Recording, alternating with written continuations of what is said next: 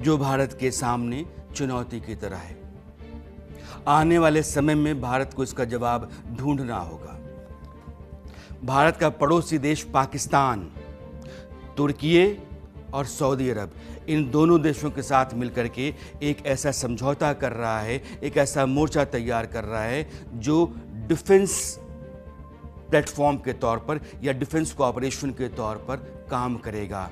यानी कि हमारे ऊपर अगर हमला हुआ तो हम आपके साथ आएंगे। आप इसको समझिए कि ये तीन नेता जो हैं, शहबाज शरीफ पाकिस्तान के प्रधानमंत्री, मोहम्मद बिन सलमान जो सऊदी अरब के सर्वेसर्वा है, और एर्दोआन जो तुर्की के राष्ट्रपति हैं। तुर्की एक ऐसा देश है जो डिफेंस टेक्नोलॉजी में बहुत आगे है।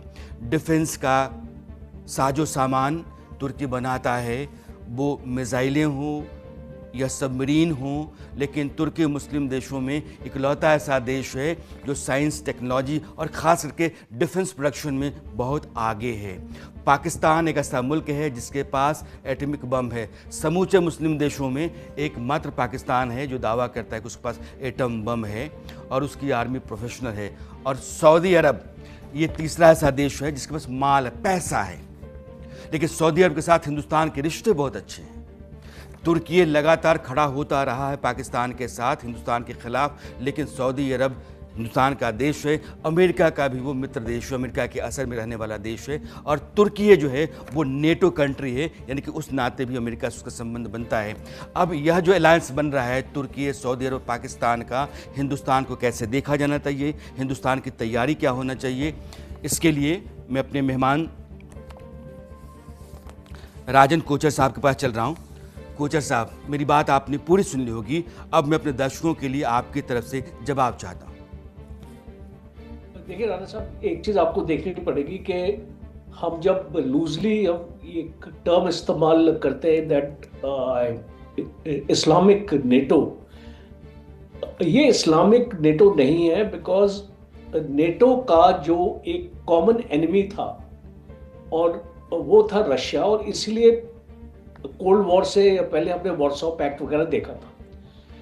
अब तीनों कंट्रीज के आपके एडवर्सरीज अलग अलग हैं। इंडिया का पाकिस्तान का इंडिया सेंट्रिक है, सऊदी अरेबिया का ईरान सेंट्रिक है, और टर्की का ग्रीस सेंट्रिक है। तो अगर आप तीनों के मेन एडवर्सरीज देखें तो उसमें एक आपको कॉमन फैक्टर नहीं दिखाई देगा।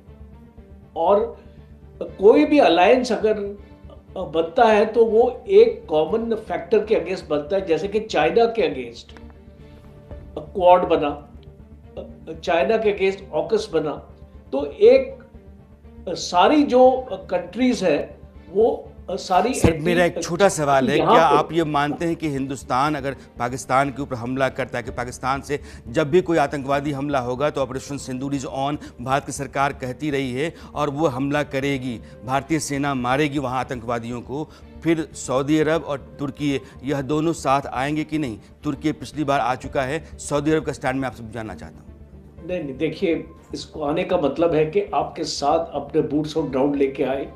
बिकॉज एक अलायंस, जब आप इसको नेटो टाइप अलायंस का जिक्र करते हैं, डिफेंस पैक्ट का अगर आप जिक्र करते हैं, तो ये डिफेंस पैक्ट जो खाली हथियार और साजो सामान देने के लिए सीमित नहीं रहता है। डिफेंस पैक्ट का मतलब है कि आपकी फौजें भी यहाँ पे आएंगी और भारतीय फौजों के साथ लड़ेंगी। और मैं नहीं देखता ये होते हुए, क्योंकि सऊदी अरेबिया और भारत के भी बहुत अच्छे राजन कोचर साहब कह रहे हैं कि सऊदी अरेबिया और भारत के बीच का जो संबंध है वह संबंध इन तीनों के इस प्लेटफॉर्म के आड़े आएगा।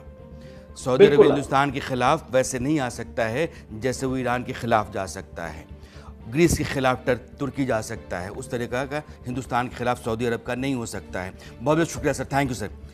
और न्यूज़ मास्टर में अब वह बात जो आखिर में आती है, जानिए इंफॉर्मेशन।